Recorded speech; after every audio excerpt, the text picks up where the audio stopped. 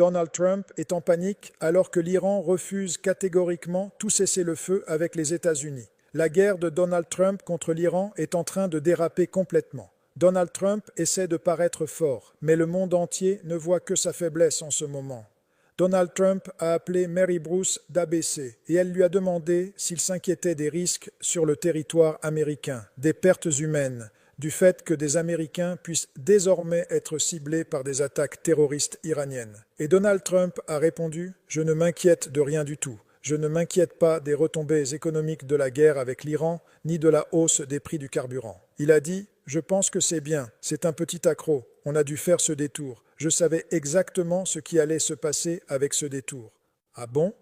Sauf que le peuple américain, lui, ne le savait pas. Ce détour dont vous parlez, c'est une guerre illégale où des soldats américains sont déjà morts, où le Moyen-Orient est désormais plongé dans la guerre et où vous n'avez aucune stratégie de sortie. Ensuite, dans cet appel avec Mary Bruce, Donald Trump déclare que tout est sur la table concernant l'envoi de forces terrestres ou encore la rumeur selon laquelle lui et Netanyahou planifieraient d'envoyer des forces spéciales en Iran pour récupérer l'uranium enrichi. Donald Trump affirme que l'Iran planifiait d'attaquer tout le Moyen-Orient, qu'il cherchait à prendre le contrôle de toute la région. C'est pourquoi, selon lui, on a dû envahir. Donc ils changent encore une fois leur version des faits. C'est tellement méprisable d'avoir un régime qui ment sur absolument tout. Et Donald Trump va jusqu'à dire que si l'Iran choisit son prochain ayatollah sans le consulter, le nouveau ne durera pas longtemps. Ils doivent me consulter. C'est moi qui dois choisir leur ayatollah. Donald, ils ne veulent pas que vous choisissiez leur ayatollah. Et si vous regardez ce qui se passe en Iran visuellement en ce moment, c'est une pluie noire. Un hiver nucléaire s'abat essentiellement sur l'Iran. Les États-Unis et Israël continuent de frapper les dépôts pétroliers iraniens, et il pleut donc cette pluie noire. Les eaux usées en Iran sont désormais mélangées au pétrole et se sont enflammées. Le feu est littéralement partout. C'est une scène tout droit sortie de l'enfer, avec ces nuages apocalyptiques qui plongent Téhéran et ses environs dans l'obscurité totale. Mais l'Iran riposte également avec ses munitions à sous-munitions, ses missiles balistiques et ses drones Shahid. Regardez les conséquences de ces attaques aux bombes à sous-munitions à Tel Aviv et dans les villes voisines. L'Iran inflige des dégâts considérables là-bas aussi. Par ailleurs, après que le régime Trump a frappé les usines de dessalement en Iran pour priver la population d'eau potable, l'Iran a à son tour attaqué les usines de dessalement de Bahreïn. Il est crucial que vous compreniez ceci. Oui, le pétrole est généralement considéré comme la ressource la plus précieuse au Moyen-Orient, mais l'eau potable purifiée est en réalité ce qui fait véritablement vivre cette région. Donc quand les États-Unis s'en prennent à la capacité de l'Iran à purifier son eau, l'Iran fait de même à Bahreïn. Et si ça continue d'escalader, c'est un problème absolument majeur. C'est pourquoi les autres pays arabes ne veulent pas du tout être entraînés là-dedans. Donald Trump envoie son laquais Lindsey Graham faire le tour des émissions du matin. Voici ce que Lindsey Graham a déclaré il y a quelques instants sur les médias du régime. « Je ne cherche pas un combat équitable. Si on se bat, je veux gagner. Je veux gagner vite. Je suis à Miami. Vous voyez ce chapeau ? Cuba libre. Restez à l'écoute. La libération de Cuba est imminente. Ce n'est qu'une question de temps. Vous voyez ce chapeau ? Rendons sa grandeur à l'Iran. Le président Trump a dit que la seule façon de rendre l'Iran grand, c'est que le peuple prenne le pouvoir. Nous marchons à travers le monde. Nous éliminons les méchants. Donald Trump est en train de réinitialiser le monde d'une façon que personne n'aurait pu imaginer il y a un an. C'est le plus grand commandant en chef de tous les temps. L'Iran tombe et Cuba est le prochain. Vous avez entendu ça ? Nous allons marcher à travers le monde. Et il réussit à vendre ses guerres à Donald Trump et Trump y adhère sur la base du merchandising. Nous marchons à travers le monde en semant la mort. C'est ce que font les États-Unis en ce moment. Cela devrait vous horrifier et vous mettre hors de vous, peu importe votre parti politique. C'est absolument horrible. Lindsey Graham continue.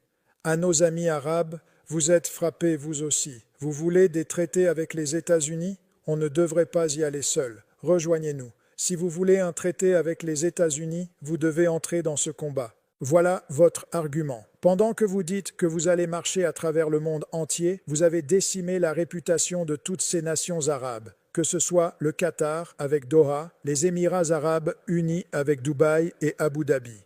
Bahreïn a été frappé hier avec ses usines de dessalement et d'approvisionnement en eau. Le Koweït a vu sa capacité à exporter du gaz pratiquement anéantie. Le PDG de la compagnie pétrolière du Koweït déclare aujourd'hui « Le détroit d'Ormuz voit pratiquement zéro trafic pour la première fois en 80 ans ».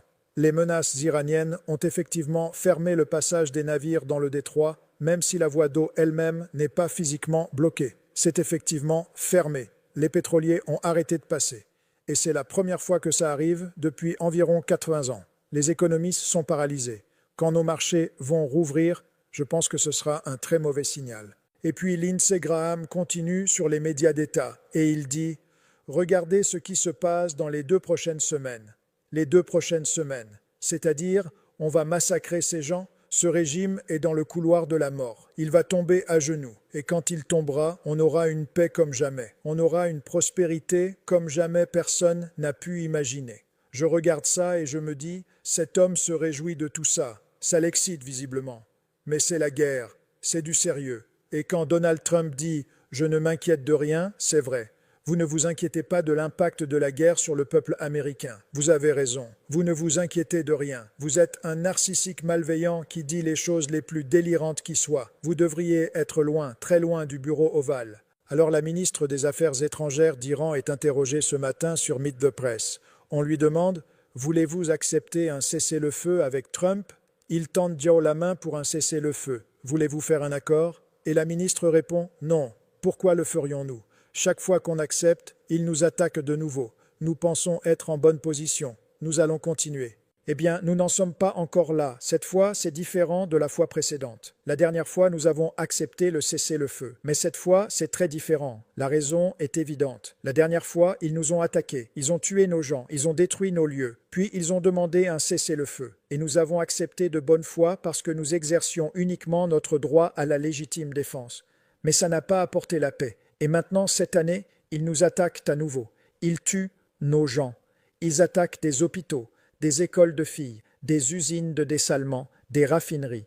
Des gens sont tués partout, des lieux sont détruits. Et maintenant, ils veulent à nouveau demander un cessez-le-feu. Ça ne fonctionne pas comme ça. Il doit y avoir une fin permanente à la guerre. Et tant qu'on n'y arrive pas, nous devons continuer à nous battre pour la sécurité de notre peuple. Je dois aussi souligner que Fox News s'est livré à une manipulation massive de ses téléspectateurs. Encore une fois, cette fois, c'est même plus éhonté que d'habitude. Fox a dû admettre qu'il diffusait toute la matinée d'anciennes images de transferts officiels de dépouilles, parce que lors de la cérémonie qui a eu lieu à Dover dans les dernières 24 heures, Donald Trump portait sa casquette de campagne à 55 $ qu'il vend en ce moment, et il a refusé de l'enlever. Laissez-moi répéter ça. Il portait sa casquette de campagne qu'il vend lors d'un transfert officiel de dépouilles. Alors, Fox a utilisé des images d'un autre transfert auquel Trump avait assisté lors de son premier mandat, où il ne portait pas sa casquette de campagne. Ils ont été pris la main dans le sac et ont présenté leurs excuses. Avant de continuer, nous souhaitons reconnaître une erreur commise plus tôt dans notre programme. Lors de notre couverture du transfert d'hier, nous avons par inadvertance diffusé une vidéo d'un ancien transfert au lieu de la cérémonie qui a eu lieu hier. Nous regrettons profondément cette erreur et exprimons notre respect et nos condoléances aux familles des membres des forces armées. Nous honorons le sacrifice de ces 6 héros américains. Quand on regarde les pertes humaines ici, certaines de ces personnes qui ont perdu la vie en défendant notre pays étaient très jeunes. Il n'y a aucune façon de parler de ça sans une tristesse et une douleur profonde. Revenons à l'interview de la ministre des Affaires étrangères iranienne. NBC lui demande « Donald Trump dit que l'Iran a bombardé sa propre école primaire. Quelle est votre réponse ?» Arrêtez de répéter ce que dit Donald Trump sans le remettre en question. Plusieurs enquêtes indépendantes, Reuters, CNN, le New York Times, nos propres services de renseignement qui ont informé des membres du Congrès, disent toutes que c'est l'Amérique qui a bombardé cette école. Plus de 150 enfants sont morts, 175 personnes en tout. C'est évident d'après les images aériennes. C'est un crime contre l'humanité. Mais regardez comment NBC formule ça. Concernant la frappe sur l'école primaire dans le sud de l'Iran, qui a tué plus de 170 personnes, dont de nombreux enfants, le président Trump dit que l'Iran est responsable de cette frappe. Quelle est votre réponse? C'est notre école. Ce sont nos élèves, nos filles. Elles ont été attaquées par un avion de chasse américain. Pourquoi l'Iran serait-il responsable? Est-ce que nous avons commencé cette guerre? Est-ce que nous avons attaqué notre propre peuple? Non. Nous négocions avec les États-Unis et au milieu des négociations, au milieu de la diplomatie, ils ont décidé de nous attaquer. Et toutes les preuves montrent que cette école a été attaquée par un avion de chasse américain. Et pour vous donner une idée des effets de cette guerre, la production pétrolière irakienne a chuté d'environ 60% alors que la guerre avec l'Iran bloque les pétroliers. Le pays pompe maintenant environ 1,7 à 1,8 million de barils par jour, contre environ 4,3 millions avant le début du conflit. Le Qatar a pratiquement arrêté sa production de gaz naturel liquéfié. Le Koweït a subi des frappes directes iraniennes. Les drones Shahid et les missiles balistiques iraniens continuent de s'abattre sur Israël à un rythme effréné. Beaucoup de ces pays du Moyen-Orient considèrent également comme un crime de filmer les dégâts sur leur territoire, en disant que c'est de la désinformation. C'est pourquoi beaucoup d'images et d'informations sur les destructions réelles sont supprimées en ce moment. Il y avait des informations disant que les Émirats arabes unis allaient rejoindre la guerre et frapper l'Iran. Les EIAU ont dit non. Pas du tout. Une source proche des Émirats a déclaré au Jerusalem Post, à Abu Dhabi, les responsables ont du mal à comprendre la conduite d'Israël et la nature des briefings qui en sortent. Des publications de ce type ne font pas avancer les efforts régionaux et pourraient nuire aux relations.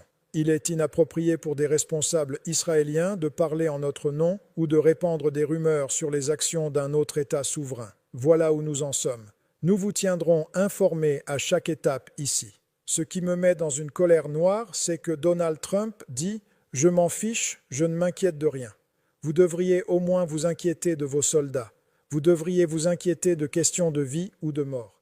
Et sur le plan économique, la nourriture, l'énergie, les compagnies aériennes, les assurances liées au transport, tout ça va prendre un coup massif. L'inflation pourrait dépasser les 4% dès avril et mai. Des choses absolument catastrophiques. Nous vous tenons informés à chaque étape.